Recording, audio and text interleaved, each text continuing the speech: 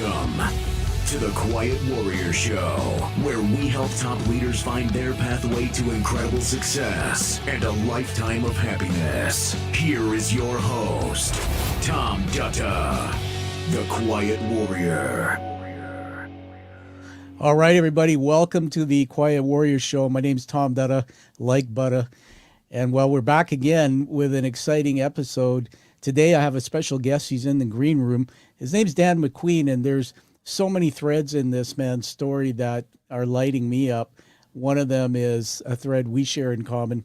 I want to talk also, once I get him on the screen, about how we met, and we have some fun with that. I think today you're going to be inspired. Let me tell you a little bit about Dan MacQueen.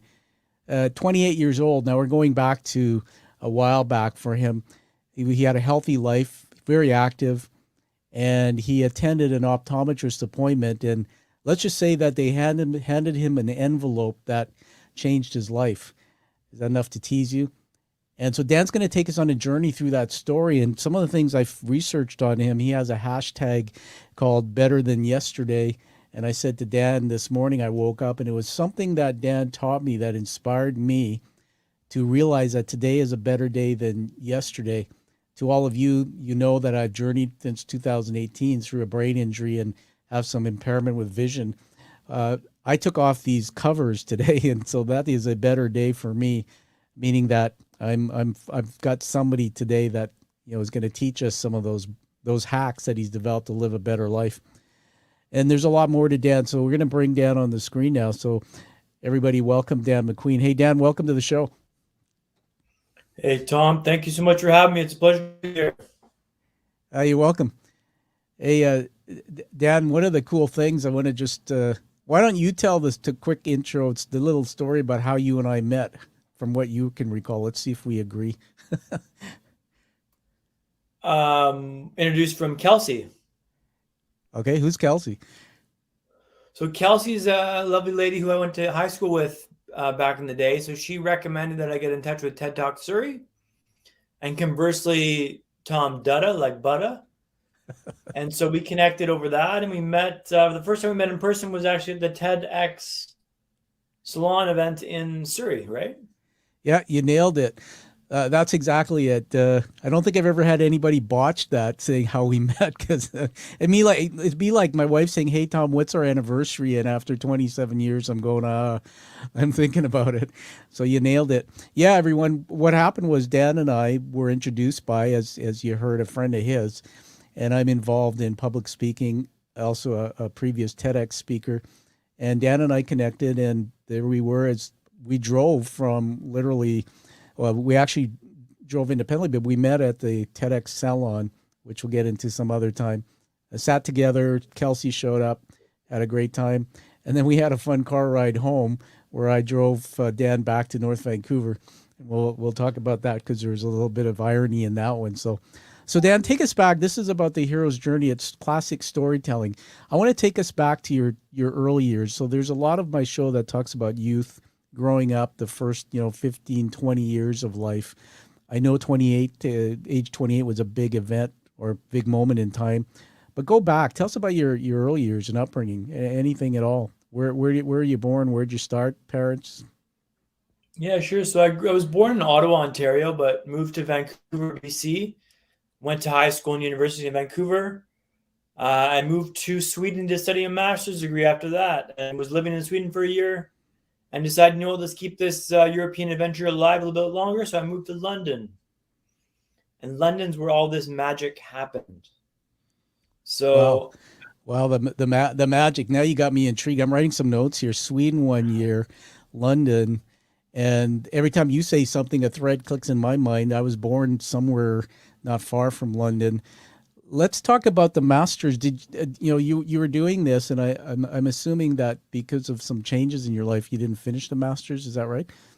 No, I finished it. Wow, Tom, you are speaking to an MA, my man. You were speaking to an MA, brother. That is inspiring. Everybody, I know we're teasing you here about the actual story, but I'm building it up, so don't spoil the thunder yet or steal the thunder yet. But there's a man who literally goes by his heart, follows his dream, traveling to Sweden, So let's talk about that for a minute. I'm curious what makes people do what they do. So born in Ottawa, etc. But why Sweden and then London? Just what was behind that thinking? Yeah, Sweden. So I wanted to do a master's, and I realized that a master's in Vancouver was going to cost me maybe 20 grand, and I was going to have to live without income for 20 grand. And I thought, well, I got a European passport, so you can get a free education in Sweden if you have a European passport, because they offer their students free education. Ah, So I figured if I can move to Sweden, I can get my education for free and just pay to live in Sweden for a year, and that's going to be about 20 grand or less than that, and I can live in Sweden. This is way better. So I decided to do that. wow. Moved to Malmo Högskola, Yeah. and studied in Sweden for a year and really enjoyed myself. I mean, studied is a very, I was taking in all sides of the lived experience in Sweden. Let's just say that much, Tom. That's fantastic. Another thread in my story, probably didn't tell you when I met you. I grew up in Sunshine Hills, North Delta, and I was born in the UK, came here, so I have one of those funny passports too. And the two houses down, I would always be out of my house doing stuff because my house wasn't the most fun place back then, given my circumstances with my parents. But I would babysit Johan and Christina Nylander, and parents were from Sweden. Dad worked for Volvo. Mom had a professional job. And these kids I grew up with, and I learned the culture and everything. Obviously, I became an ABBA fan by default. Amazing. You know that Vancouver Canucks and the whole history of the Swedes here. The two hockey players. So I think Vancouver loves Sweden. What was the MA focused on? Just curious. It was leadership for sustainability. So a program about sustainability, but like social entrepreneurship, if that makes sense. So our thesis was called "Doing Well by Doing Good." Oh, I love it. I'm just writing that down. Doing well by doing good. Everybody, don't read that thesis, Tom. Don't read that thesis. I'm telling you that right now. Doing well not by worth your time, brother. I'll tell you that much right now. But it was an interesting course. We did a program with my partner was Thora. She was the professional goalkeeper for the Swedish team in Malmo, and also the Icelandic goaltender. Wow. So we did a case study on her football club, and they did a social entrepreneurship project in South Africa, and we interviewed sponsors about why they sponsored that team, and if the social entrepreneurship or the social project they did in South Africa had a part to play in why they sponsored that team, leading to revenue and sponsorship of their team. So it was doing well by doing good. So it was interesting to do, and it was it's not a good paper by any stretch, but it was quite fun to do that and do it with Thor, because she was a really quite an icon in Swedish and Icelandic football. So it's quite cool to do with her. That's amazing. Everybody, we're here with Dan MacQueen, and one of the things we'll hear more from Dan is how he's become a storyteller. And every time you speak about something I heard for the first time, my mind's going on this journey. There's got to be 1,000 stories out of just that one chapter. I didn't know any of that. Thor. I'm thinking of the one of those Thor Ragnarok movies. Everything's just colliding in my brain. But fascinating. I promise you I won't read that thesis, but somebody thought it was good because they gave you the MA, so congratulations on that. So there you were, and you finished the MA, and then you were in London. So tell me about your parents, just anything you can tell us. How was your childhood growing up? Did they have nurturing parents? Was it a positive experience? What were your biggest challenges? Yeah, so both parents worked in journalism. My mom was an editor for the province newspaper in Vancouver. My dad worked for Maclean's magazine, which is a national newspaper or magazine in Canada. They both met at the Kitchener Record, I want to say. Mm-hmm. Journalists, journos,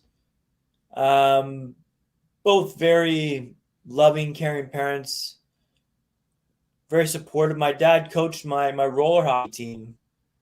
I wasn't a very sporty guy, but he showed up and he coached the roller hockey team, and I always have got a lot of admiration for him for that, because we only could play if we got a coach, and he was the only guy who stepped up to coach. So he coached us, and I don't think we won the championship, but we got to play, and that was pretty fun. It was fun to spend some time with him and enjoy some hockey. We're both pretty sporty kids. My brother and I played soccer and hockey growing up. I ski raced as well. Folks were phenomenal. Took us traveling. kind of laissez-faire. Well, not laissez-faire. They were both involved, but also very allowed us to experience stuff on our own and test stuff out. Yeah. Both Cam and I went to UVic for university, which was pretty phenomenal. UVic's on Victoria, Vancouver Island. Yeah. So it was a great upbringing, great life. And then I decided, you know what? I wanted to continue my education. Well, scratch that. I wanted to experience more.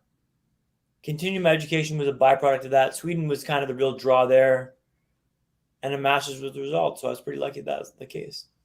Yeah, that was awesome. Just a little backtrack there. UVic. What did you do at UVic? Politics and business. Wow, we're learning so much more about Dan today. I'm again just writing a couple notes for myself here. So I just want to pull this all together. It's the hero's journey narrative, everyone, behind the show, which is we come from the beginning of life. What you're hearing here unfold is Dan, had nurturing parents. They were both journalists, editors. Again, we're in the west coast of Vancouver, so you're hearing lots of different places in Dan's story. University of Victoria, which is Vancouver Island. You can take a large, what we call the ferry system, BC Ferries over there for about 90 minutes. Beautiful place. Dan went there, politics, business, and then came through that and decided that he wanted more. There was something burning desire in his gut to do more. Goes over to Sweden, and that little chapter we just heard about. So I think we're probably getting close to, let me just go back here. It says at age 28, you were leading a healthy, active life. Tell us what happened next. This is the turning point. You were given an envelope. Get us into that. Yeah, so I was having these headaches that were getting progressively worse over a few weeks to the point where like my vision went black on the tube. The tube's the London, the subway system in London. Yeah. Taking the tube to pick up a microwave in Notting Hill, and my vision went black for like 3 minutes. Wow. And I was like, there's something wrong here. So I went to A&E, which is accident and emergency, for the second time. And they thought it was vertigo. They sent me home. But I was like convinced something was wrong here because the vision doesn't just go black. There's something going on here. So I went, but as I was leaving the hospital, they told me you could always get your eyes checked at an optometrist if the headaches continue. So I decided, you know what, the headaches continue. I decided I'm going to get my eyes checked at the optometrist. In the middle of the exam, the optometrist, Mr. Patel, he stopped the exam. Middle of the exam, he stops. He goes, we need to stop this. Hands me a sealed envelope. Tells me to go directly to Moorfields Hospital, which I didn't do. I stopped at home first to grab a Jack Reacher book by Lee Child, because I figured I'd be in for a bit of a wait and want something to read. Grabbed a bite to eat and grabbed a phone charger because I wanted to get this resolved and needed my phone charger to communicate with my family back in Canada. They ran the same test and escalated me to Charing Cross Hospital. It turns out I had a dangerous buildup of pressure in my brain caused from a non-cancerous cyst. Turns out I required emergency brain surgery. Turns out my world was about to change altogether. So this escalated from 0 to 60 in a matter of a couple hours. I frantically rallied the troops in Canada to let them know what was happening over email and text. I've actually got the last text message I sent my mom before we went to emergency brain surgery, Tom, which is quite a coy, cool message by intention. It reads, I'll see you soon, Mom. Think I'll have a new haircut next time I see you. Love, Dan. Goodness. That message is masking a lot of insecurity, a lot of fear. I was terrified but didn't want to let it show because I figured this could be the last message to write. I figured this could be curtains for me. Wow. And rather than go like a whimpering punk, I decided, you know what, let's send this message across the bow and see how this goes. And if it wasn't so cool and witty, I probably wouldn't read it out to you now online. But I figured if this is it, let's go run into it. So let's see what happens. Oh my goodness. I'll let you catch your breath there, man. What's your mom's first name? Roz. Roz. Beautiful. Is she Canadian too? Austrian heritage, but Canadian, yeah. Ah, Austrian. Fantastic. What about your dad? Was he born in Canada? Yeah, both born in Canada. My dad's Scottish background, but Canadian. Interesting. Mom's Canadian, but Austrian background. Everybody, we're going to, first of all, you let Dan catch his breath. First thing, Dan, is honor you for sharing the painful moments of that story. We I realize, and I think my audience, who are international, by the way, everybody, we're here in the west coast of Vancouver, British Columbia, and you realize something like Dan, who you'll know is a storyteller, and he's been telling this story, that each time you tell the story, the brain goes back and finds it in its neural nets and relives the emotions. And so I honor you. You're a remarkable guy to be able to tell it and stay composed. When you said that thing about that text message, I did chuckle, and I meant it in a good way. Just so you know, Dan, I have a dark sense of humor. They tell me I laugh when I shouldn't, and I laugh at things that aren't funny. And I think you and I found that about each other. But first thing I thought of when you heard that text message is a movie I saw about, no comparison, about 9/11, where you see these moments where people are sending texts. They don't know if they're going to be alive. I never imagined in my lifetime, man, sending a text like that. And dude, you've got something there. That just that one nugget to telling the story and how you told it to us, and then you were quiet and you let me experience that. I can't tell you how powerful that is. I want to just bring in here something you and I talked about, everybody, just for the audience, because I said a prayer this morning just before I came on, because a friend of mine's brother had his daughter and a friend of mine's niece in that Nashville school where they had that tragedy. If you're watching this show now, it dates that. There'll be a timestamp, so you'll probably know that. But for 3 hours, they didn't know if the daughter was alive or not. She was hiding in a closet and going through that period of time. And my brain is like a multidimensional storyteller, and when it's going everywhere, man. When you said that, right away I jumped into the mind of your mother, and then back in the mind of you, not knowing what would happen, and this whole time and space thing that happens when we're going through this journey, and there's other people involved. The fun thing is going back to all those people and saying, in that moment, what were you thinking? It's like, wow, you're giving us something here. Everybody, teaching moment about humility, what you just heard from Dan. I'm going to get back in the story, but I just wrote a couple other things down here on my paper, Dan. Notting Hill, interesting. There are some people probably watching this who know what Notting Hill is from some of those movies that we've seen, particularly some of the Christmas movies. Vision going black. Let's talk about that. So when you were in the tube, which is the subway, I guess, in London, it went black. How old were you, and how long was that? And just take us back in that moment. What did you do? Did you sit down? Did you hold something? Did you stand up? Like, how fast was that? Well, I was getting off the tube, and it went black as I was getting off the tube. So I just literally walked to the edge of the wall, the platform, or the side of the platform, and rested against the wall and just waited 3 minutes. And the eyesight came back, thankfully, because I was like, I wasn't sure it was going to come back, right? It was, what's going on here? My eyesight, I can't see anything. Like, it went black. Like, I couldn't see anything. Couldn't see my hand in front of my face. Wow. And so this was like in between the A&E visits, right? So I went to the A&E visit the first time. They sent me home. This happened in between the first and second visit. After this happened, I decided to go to the A&E the next day. They thought it was vertigo, and again, they sent me home. But then they told me to go get my eyes checked at the eye hospital. Yeah. So it was, but yeah, a pretty terrifying moment. Like, what if my vision doesn't come back? And this is not a casual thing. And it kind of validated the point that my headaches were real, and they were like, something seriously wrong was going on here, right? Your vision doesn't just go black. Totally. I had one experience only in my lifetime where my vision went black, and they told me it's connected to hyperglycemia, where I think I was working out in a gym, and I guess I just wasn't properly hydrated. I didn't have enough food in my system, and I got dizzy, and then I remember coming off a treadmill, and I felt disoriented.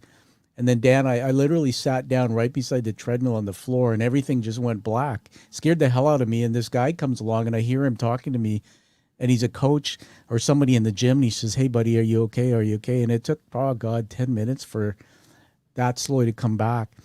I can't imagine that, what you just told us. I mean, even thinking, everybody, listen, imagine being on a subway, and what if this had happened? Dan got disoriented and fell onto the tracks, or could have killed himself. It's God was there looking out for you. All right, so now A&E, you can tell us what that abbreviation means when you take it back. So you've got to get the surgery. You went home. You got the Jack Reeder book. I love you, this guy here. He's like, he's got all this stuff going on, but it's like the house is burning. I got to get my book. I got to make sure I have a meal before I go on. Are you beginning to see a thread here, everybody, that he's got resilience in his soul. He's fearless. Other people would panic and go, I got to get to the hospital now. And they'd be scared and they'd be going into that negative mindset, but not Dan. He found some resilience to do that. All right, Dan, take us back now. Let's move into the two emergency brain surgeries, and I believe that brought you into a state of a coma. Tell us about that and what happened after that. Yeah, sure. So on June 21st, 2014, my mom was in the air flying to London when I was on the operating table. While she was in the air, I had a brain hemorrhage. She lands and finds I'm in critical condition. I was in a coma for 4 weeks. 1, 2, 3, 4. But was in and out of consciousness for months after that. Things were really dicey, touch and go. When all was said and done, I was learning how to walk, talk, and smile again. Wow. So when we're coming to from the coma, I see my mom, dad, and brother around the table. And I'm groggy as all hell, and I can't really make heads or tails of it. And I'm trying to speak, but I can't talk because I had a tracheotomy removed. It took me a few weeks to get my voice back. And so I point at my brother and I go, like indicating like I want to talk to you. Give me a pen and paper, please. I go, give me a pen and paper. I write on the pen and paper, I go, get me out of here. And I show it to Cam. And I point like, yeah, make it happen, bud. It's like, what do you want me to do with that, bud? Like, you got tubes coming out of you. Your one eye is wonky as hell. Like, we're not going anywhere, man. Like, but I'm thinking around, like, I don't know if I got coverage for this. Like, this looks expensive. Let's get out of here while we can. But it was pretty discombobulated. And then I was finally, they told me what had happened. And I was thinking, well, this is not good. This is not good at all. And yeah, so it was quite an abrupt awakening to my reality of what happened. And, the coma for 4 weeks. And then I lost a ton of weight because I had a feeding tube in my nose, but I would constantly rip out the feeding tube with my hands because I didn't like the feel of it. Yeah. So they put mittens around my hands, so I couldn't do that. And then I would take the mittens off my hands after like hours of wriggling, and then I'd take it out. Every time I rip out the tube, they'd have to put the tube down, but they have to x-ray me to make sure it was in my stomach and in my lungs. So I lost probably 20, 30 pounds of weight. I'm not a big guy to begin with, so I was skin and bone at this stage. Yep. When I was in a coma, they had to keep my core temperature down below 40 degrees. Otherwise, there'd be brain damage. They used ice blankets above and below me to keep my core temperature down. This led to violent shivering. Wow. My family says it was horrible to watch. It was discombobulating. I can't really say I've got too many memories from the coma. I've got one really weird dream that I remember from the coma, Tom, and I'll share that with you and your listeners. And that's, I was on a submarine. On this submarine, there was an aquarium the size, it was humongous, and a huge aquarium. And I'm thinking on this submarine, why would you invest this much money into an aquarium on a submarine? We're already under bloody water. So I don't know what that means, but it's something, right? I looked it up on some like dream website. I couldn't figure out the meaning behind it, but it was all manner of chaos here, Tom, I'll be honest with you. Again, I'm not laughing at you. I'm laughing with you. Just that whole image of the submarine. I've been spending a lot of time understanding neuroscience, and I might have mentioned this to you in that car ride we took that night back home. There's Andrew Huberman, the Huberman Lab. He's a Stanford University brain scientist, neuroscientist, and he's got a whole episode he just did on dreaming. I had no idea that what happens in dreams. There's just so much, and we can probably come back another time and talk about dreams, but fascinating. Let me ask you something. You seem to have this thread of humor or resilience. For example, you write down, "Get me out of here." And, you're trying to pull the tube out. I do a lot in my profession. My background's an executive, as you know, but I turned kind of business trainer until recently. Things changed for me. And I tell this one story. I'll just tell it quickly, Dan, because we're storytelling that. I use personality science by a Dr. Taylor Hartman, who's out of Utah Valley University. And I use that. It's another data point to help people understand why they do what they do. And so the whole essence of this story is that every child I think I start off in the room, the boardroom. So you got 12, 20 people. I'm teaching them. And I say, how many in this room here have at least two children from the same womb? And you get a bunch of people putting up their hands, women, men. And I say that you ever say to yourself when you're raising children, I just want to kill them, and yet one is so different than the other, and you get hands going up, and I say, so here's how it goes. Child number one is in the womb, and they're quiet. It's warm in here. Mom's putting food in all the time. It's dark. Hey, I think I'm going to stay a while, and they want to stay in there forever. And I get the other child, and they're kicking and they're moving, and they don't like the guy Mom's hanging out with because they can hear him. And at the birth time, they're just come out and they're in the crib and they're looking up and Mom going, can I just get out of here? And that child at age 13 gets a paper route, and at age 16 starts working at McDonald's.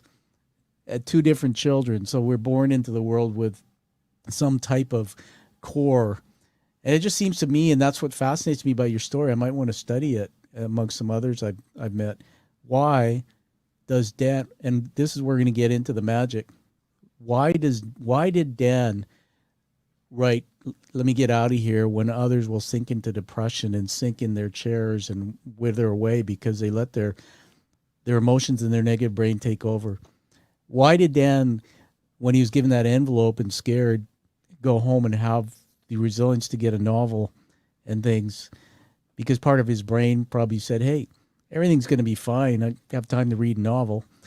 Why is Dan today telling the story he's telling everywhere, but he's infusing humor? I see these little bits of humor in you.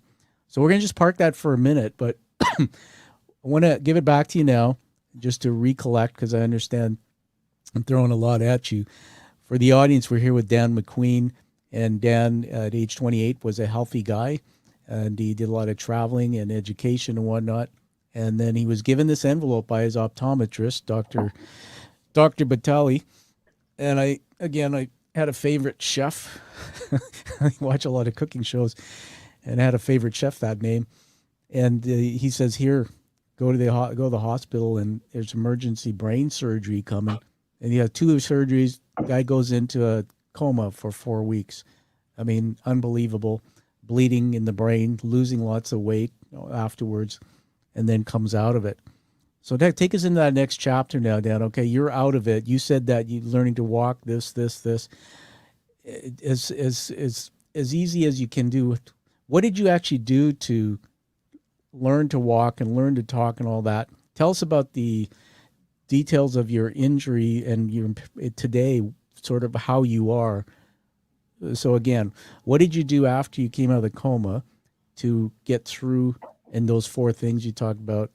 What's your situation today? What's your prognosis? And then let's get into some positive stuff, what you're doing with it. Yeah, for sure, Tom. So I couldn't talk because I had a tracheotomy removed from my throat, and my vocal cords were chewed up from the tracheotomy. Excuse me. One of the doctors looked at my charts and said, "Oh, he's not going to be able to talk again," to my folks. And they told them this. And one of the nurses goes, "Oh, I'll get him talking again. I'll get him talking again. I've seen this guy. I'll get him talking again." She took me down to the park, and she sat me in front of these people past the park, and she goes, "Hey, Dan, they don't think you're good enough to talk across the park, Dan. You're not good enough to talk, they don't think." She was saying this like they were saying this to me, and I found my voice. I yelled across the park some profanities. I'll spare your listeners. But she found out what motivated me, and she hammered that. Wow. Bold call for her to do that, because what if I didn't rise to the occasion? But I guess something that she had heard from my parents had kind of indicated that I kind of would be spurred on by this. Yeah. But it's that's a big part of this is motivation, and not judging the motivation, but just embracing it and really kind of understanding what hammers your motivation vibe. Yeah. Because I've always been someone who's been an underdog. I've relished the underdog, underestimated kind of, cool, bring it on. And so that got me speaking again. And when I got speaking again, that was great, because I get my voice back. And then I famously said to my mom, she goes, "Oh, Mom goes, "How are you doing, Dan?" I go, "Oh, okay, good." She goes, "No, use your words." And I go, "Oh, I should have never started talking again." But like I started building up the talking, and that took a little while. And then I was in a wheelchair, right? Because my leg had frozen at an angle in the ICU, in the intensive Wow. care unit.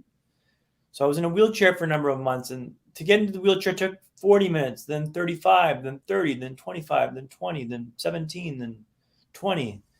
It was difficult uphill, but it was very much me trying. Trying is the most important thing here. Like I used to really pride myself when I was younger as someone who never tried or wanted to show that I never tried hard. Like I always wanted to be like a naturally show that I like just naturally was good at stuff.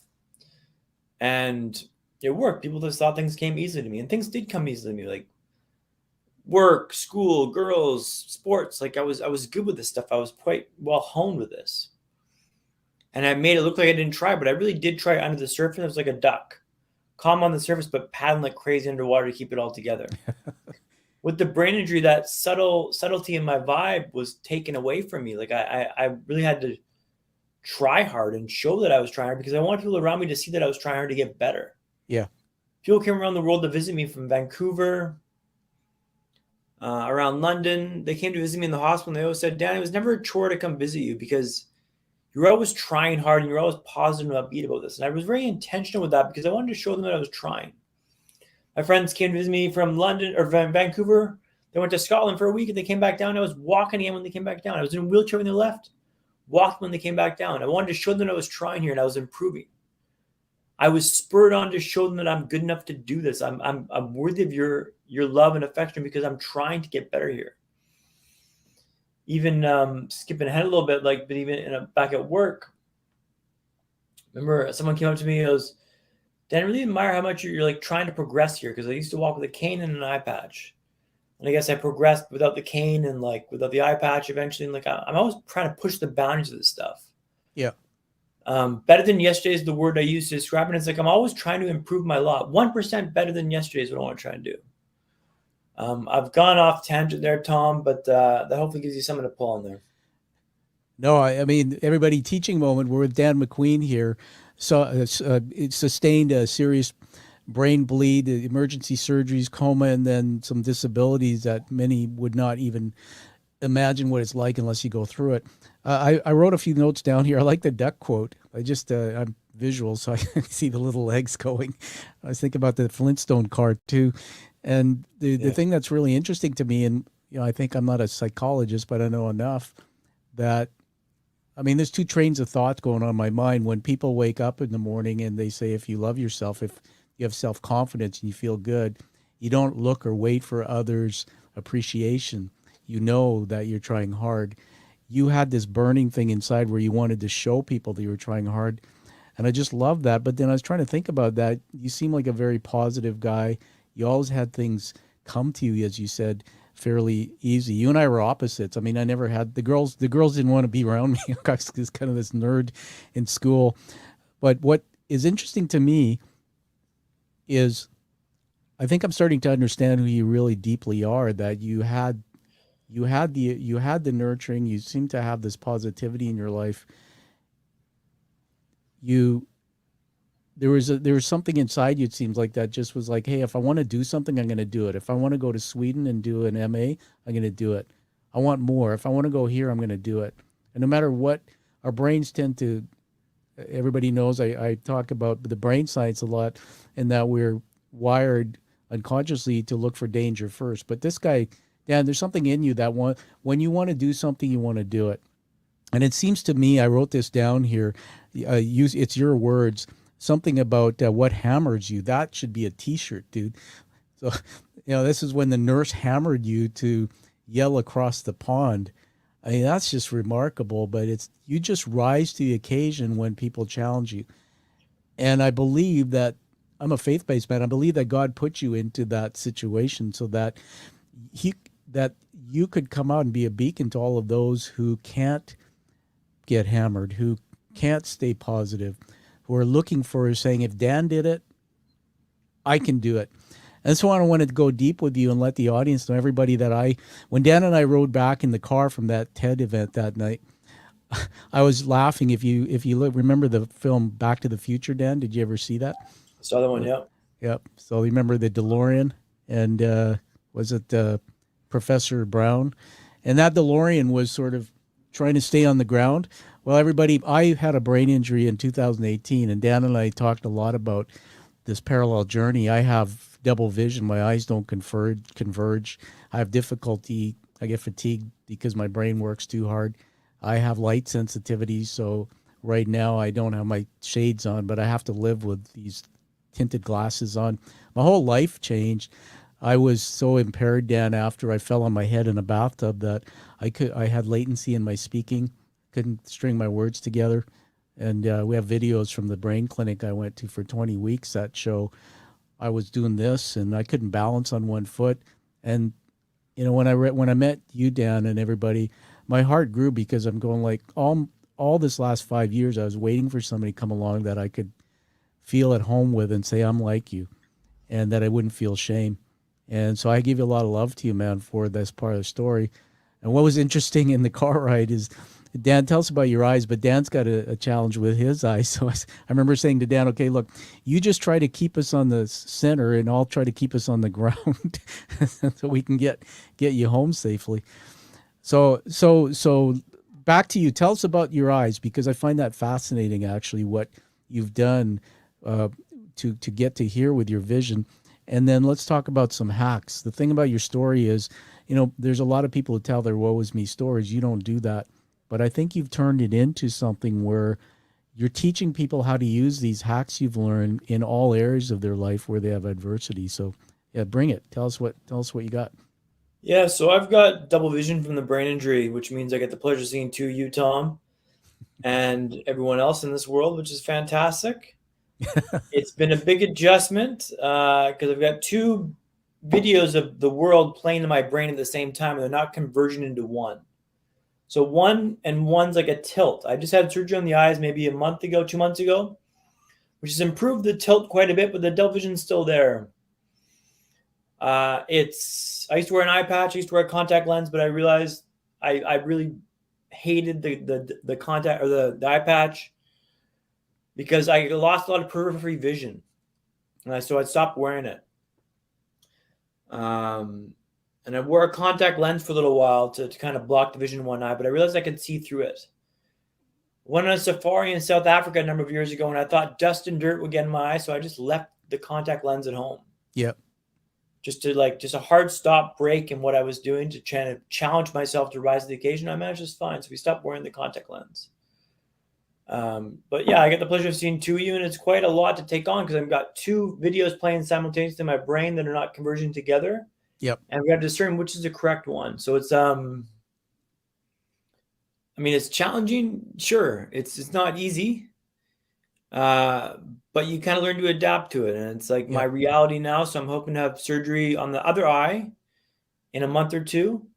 And hopefully that'll make the conversion less severe, and maybe bring it together into one. So that's kind of the vision space I've got now. Thanks, Dan. That's remarkable, by the way. And just so people understand what Dan said, convergence. And I'm not speaking at Dan because he knows more than I do about his situation. But everybody, when I was diagnosed, it was called post-concussion vision syndrome. They always give these names you can't remember. But with me, Dan, and to my audience, if I'm driving in the car and I turn my head right and left to look for traffic, the two images don't come back together fast enough. So it appears that there's something off. It gives me a sense of my equilibrium's off. If I take my finger like this, Dan, and I move it towards my nose, right about now, I can see two fingers. It's double. And if you really do this in studio with me close up, my eyes when I'm doing this should be going like this. And at the clinic, when the doctor showed me the video, it scared me because my eyes aren't moving. What I also learned, everyone, is that the brain basically uses 30% about of your body's energy. The brain works primarily by electrical energy. So for me and my friend Dan, I have to work so hard at reading or doing anything with my eyes that it depletes my brain's energy, which causes deficits, Dan, in other areas like short-term thinking. I get extreme fatigue where, like, after the show, I'll go and put my eye mask on and lie down for an hour just to calm my nervous system. And I can't tell you how I changed my attitude, but this is going to lead to the next question for you. But I was really down. I went through depression, all the things. I won't get into my story that way. And then one day I remember Googling photophobia, which is what they told me I have. There's no cure for it. That's the light sensitivity. And I found Bono, the rock band U2, or you know of it. Yep. I didn't know this, but Bono himself has had tinted glasses for 20 years. And they said it's because he's been dealing with glaucoma.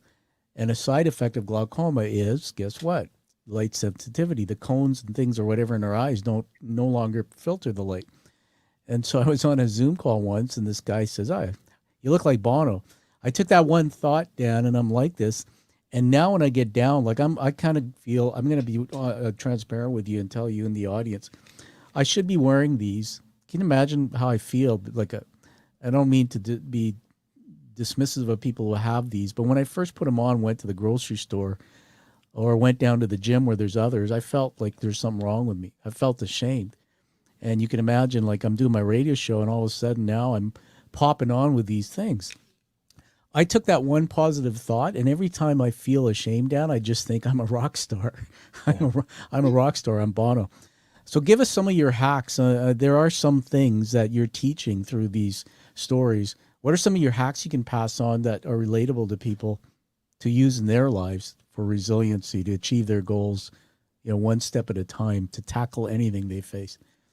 Yeah, for sure. So I've got a number of hacks, and I've created these kind of lighthearted ways to approach life to make better than yesterday. Everything's a bit better than yesterday. Yeah.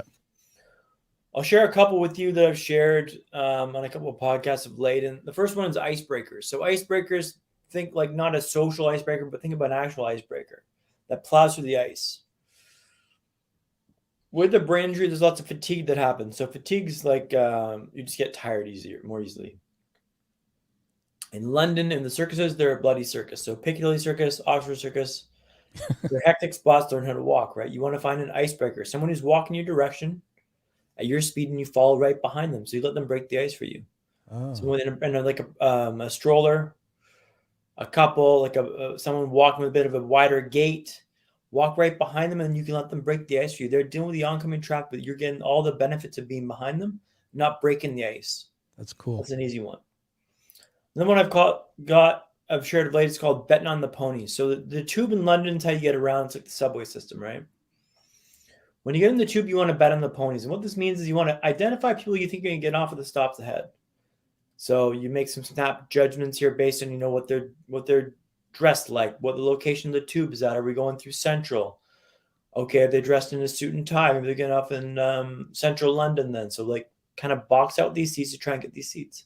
When you can sit in the tube, you can take a lot of strain off your vibe. So I get in the tube, and sometimes with my friend Manal, I just go, yeah, I got some ponies over here, Manal. Just causing an absolute scene.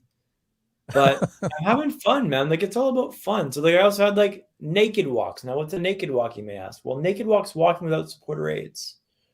I was walking naked. The term kind of stuck. It was a long road down to get to the naked walks, but man, I was just happy to move it. Whole vibe's about fun, light play. Yeah. It's not easy. It's not fun. It's not, this is shitty stuff you're dealing with, right? Like, it's not fun, but it's like, if you can turn down the suck, I call it, you can make life a bit more easier to digest and to take on board. I've got a ton of these hacks that kind of allow me to make the life better than yesterday, and just like take on board what you will and throw away the rest. Like, it's what you think about. There's this lovely through line from my talks, Tom, that I'll share with you and your audience. It goes, it's not what happens to you, but how you react to it that matters. It's not what happens to you, but how you react to it that matters. And that's Epictetus. The reason why I'm telling you this is that you can change the way you look and react at stuff. Yeah. If you can do that, it changes the way you look at the world. Those are some hacks for you, Tom. Oh, man, awesome. Hey, everybody, you got to come back. I'm marking it about 44 minutes. If you're listening to the podcast in the future, you won't see Dan, and that's why I've taken my show to the next level with video. It's amazing when you're watching Dan talk. I want everybody to come back. These are teaching moments at this part of the show, 44 minutes or so. These are hacks he's given us, icebreakers, betting on the ponies, fun, light play, another few words. And then here's a big a big thought. It's not what happens, but how you react to the. I think you said mess, right, or something like that.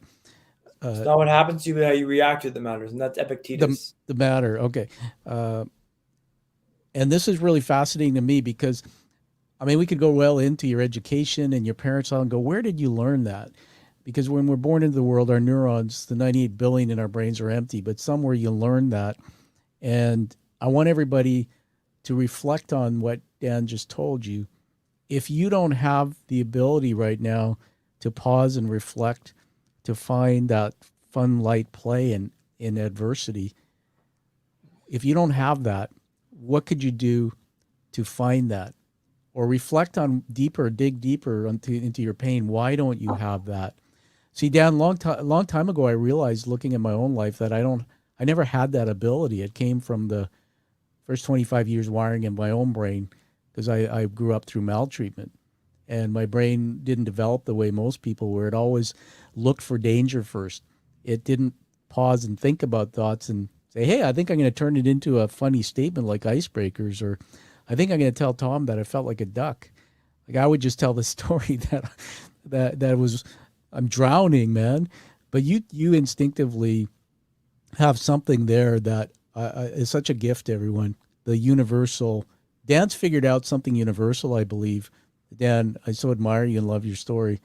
That the power I believe in your brain. That Dan figured out how to hack that dopamine, serotonin, all these chemicals your brain produces. He's just gone like maybe he doesn't even know those actual details into his brain, but for whatever reason, he's hacking the heck out of his brain and he's bringing out this positivity and this resilience and this humor. And I really believe that if you believe you can do anything, what you think about, you can manifest. Dan, it's just amazing when you tie in all the stories you've told us, and I know there's many more. It makes me think that you're now a walking, talking entertainment sitcom. So let's finish off with that. You've been doing a lot of speaking and stuff. This is where you get to brag. Plug yourself, man. You've sent me a speaker role. So tell us about your website. There's a reel on there with some of your talks. And what are you doing with all this now? What are you doing with it, and why? And how do people get a hold of you? Yeah, thanks, Tom. So I'm full send on being a speaker. In fact, I'm recording my slot for the Brain Injury Conference of Canada tomorrow. So I've got to finish up a deck and get that prepared for that. We're recording that tomorrow. I spoke last week at a community center in Vancouver, in North Vancouver, Lionsgate Community Center. Shout out Lionsgate Community Center. I'm talking about my story and my experience from recovering from a traumatic brain injury, and just the way I've structured my approach in life. Just to go back to what you were talking about previously, Tom, the reason why I've adapted these hacks in this brain thinking is that I knew that the brain injury didn't kill me, but it's now going to be what I think about it that matters more than what it was. If you think it's horrible, then it's going to be horrible. If you think it's positive and you can get through this, like you can level up, then you can level up. So I want to talk now to share my story, to share my perspective, because I had a lot of help to get back to where I'm at now, Tom. Like a lot of help. Family came over from Vancouver to be with me and to support me through the rehab and all this noise. Friends came over from Vancouver to help support me and spur me on and cheer me on. Friends in London did a wonderful job helping me through this. I had a ton of help and support to get back to where I'm at today. And if you don't have that help, then maybe you don't get back to where I'm at today. In fact, I don't think you do, because I struggled so mightily to do this. And I joke a lot with my story. And, I had someone talk to me on Wednesday. He goes, you're very lighthearted about how you talk about this. He's like, was it difficult? Was it tough? I'm like, dude, this is insane. I told him I was hanging on with my fingernails at times. With my fingernails. Like, am I going to be able to make it through this? I don't know. But I'm hanging on with my fingernails. Fully committed to this. And I'm like, I don't know if I can hang on, but I'm hanging on right now. And I'll take the next step and the next step and the next step. Before you know it, you've gone a far way down the road. I'm talking now to share my story to help you change your perspective, because when you change the way you look at the world, the way you look at the world changes. The world you look at changes. And that's what I want to do. My website now, MacQueenDan.com, MacQueen, Dan.com, and I'm MacQueen Dan across Twitter, Instagram, YouTube. Feel free to get in touch with regards to speaking opportunities. I'm full send to being a speaker now because I want to share what I've learned through this experience, Tom. I want to share the lessons I've learned, the hacks I've kind of adopted to help you be better than yesterday. I want to give back because I had a lot of help to get here. Maybe you don't have the help that I had. I've got a podcast as well called Play Loose, Look Tight. It's my podcast right here. What? Say that again. Oh, podcast. Play loose or tight? Play loose, look tight. Oh, separate words. What does it mean, Tom? I'm glad you asked me that. Play loose, look tight. It's a life mantra, believe it or not. So play loose. Joie de vivre, have fun. Play is a very intentional word there. Play loose. Commercially, you want to look tight, be intentional, be on time, be presentable, be well-spoken, be well-dressed. Play loose, look tight. It's a life mantra. Yeah. If you got to boil it down to like 4 words, that's what you want to do in life. Play loose, look tight. So I do that now, and I share my experience after traumatic brain injury. That is amazing. I want to say thanks for sharing not only do you have double vision, you can see 2 of me, which is awesome. you can read minds, because I was going to ask you about, do you have a podcast? I assume your podcast is available wherever podcasts are found, so people can find that. Everybody, the website and all the links to Dan's work, I'll put in the show notes. I definitely encourage you, call to action here. Go out and check his website out, see his speaking reel, and connect with Dan. Dan does all these things where you can tell the story. Dan, what's one of the funniest things that happened during the recovery journey? Just something that, if you think about it, makes you kind of laugh. Well, remember, I had been in the hospital for a while. My dad came in with fish and chips, like a proper English fish and chippy from a chippy shop. Nice fish and chips, and it was like awesome food. And I had been on feeding tubes. I've been on hospital foods for months, and like no disrespect to the hospital in London, Charing Cross, they did a wonderful job keeping me alive and feeding me. But let me tell you, the hospital food is rubbish. And he came in with fish and chips, and I devoured the fish and chips. And my dad goes, "How was that, Dan?" I go, "That was effing fantastic." So that's one of the funny memories I had, just licking my fingers from the fish and chips with the malt vinegar. It was fantastic. But like, you just kind of appreciate this whole experience has made me appreciate life in a different way, and not to be all woo-hoo and like I'm a spiritual or philosophical guy now, but like I can look at stuff and be like, is that a big deal? Is it the worst? Maybe it's not the worst. Maybe it's a little bit better than you thought it was. Can you turn down the suck a little bit on these things? Maybe you can a little bit. And that's what I try to share with my talks is all, Tom. It's amazing. It's lots of good rubbish. I can tell there's a little bit of English in you. My mom, when we came here from England, I was born there on a military base. My dad was in the service. We had all these terms people wouldn't understand, like brawly for umbrella, and the boot for. And still today, every time somebody says a word, I go, "Oh, it must be a little thread of English in you." Love fish and chips, by the way. As we move to wrap up here, I'm going to honor you with a couple things, but I also want to say this to you, Dan, and I say this now that I've gone through a journey. There's a lot of people who, I hate to say this, and it has nothing to do with you and the show actually, but when I was injured, because I don't until I started wearing these glasses, there were so many people out there that I felt were dismissive because they would see me struggling with things, but on the outside, it's not physically, they don't physically see me, struggling. I have all the videos in the brain clinic of, if I show you, people go, "Holy cow, I can't believe that." And it makes me reflectively think about this, that your tribe, Ben, are the millions and millions of people in the world who struggle inside with some kind of adversity or pain, or they don't feel they're enough, or they've encountered something. It could be something they're dealing with that's an illness or disability that you can't physically see. And even scars on their amygdala, which is the emotional center of the brain. I think that's what makes you awesome, is your outlook and the fact that you're a beacon, not just for people with disability, but for pretty much, I'd say 90% of the people in the world who have something inside that they're fighting, and they need a glimmer of hope. and they see you having the courage to stand up with your eyes looking a little bit different and telling your truth. So I love you for that. I want to honor you. I'm just going to put myself on the screen again here, my other view. Everybody, I'm in the studio, and I jot these down. Proof, I've got a lot of notes on my paper. These are leadership words. I'm going to honor you with these. One is inspiration. Two is humor, and I put /play because you're so playful. And yet I know every time you're speaking and everything, there's a lot of pain that goes on, but you're turning it into this playfulness. 3 is icebreaker. You are the icebreaker. So now I got somebody I can follow behind so I can fix my challenges. And 4 is really a gift that a lot of leaders don't always have naturally. It's humility.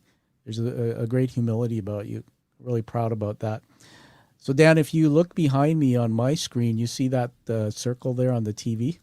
There's an image. That's a challenge coin. So I'm inducting you into the Quiet Warrior community, the global community, by giving you this award. The challenge coins started in World War I, where soldiers would carry them in their pockets, and they were used for community, and they had fun with it. If you didn't have your coin, you bought dinner or drinks at the officers' club.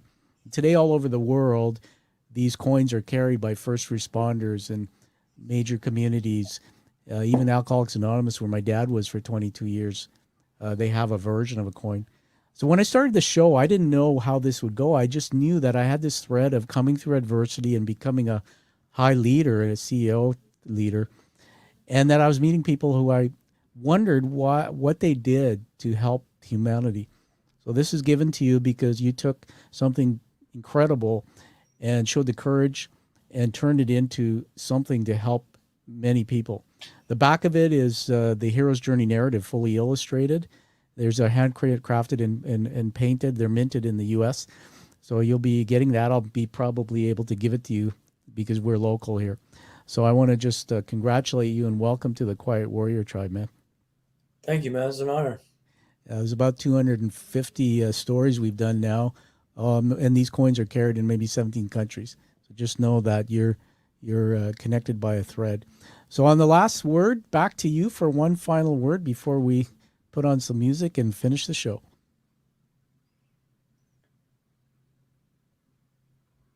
You want me to just riff on the final word here? Yep. Tom? Anything you want to say final to send us off, whatever you want. Could be about chips. I think that the through line from my talk and what I want you to take away from what I speak about is it's not what happens to you, but how you react to it that matters, right? It's not what happens to you, but how you react to it that matters. All right. Take that to the bank and you'll be better off for doing that. That is fantastic. Everybody come back and listen to that again and again and again. So thank you, Dan MacQueen, for being here. We'll definitely be, you and I will be in Connected for Life.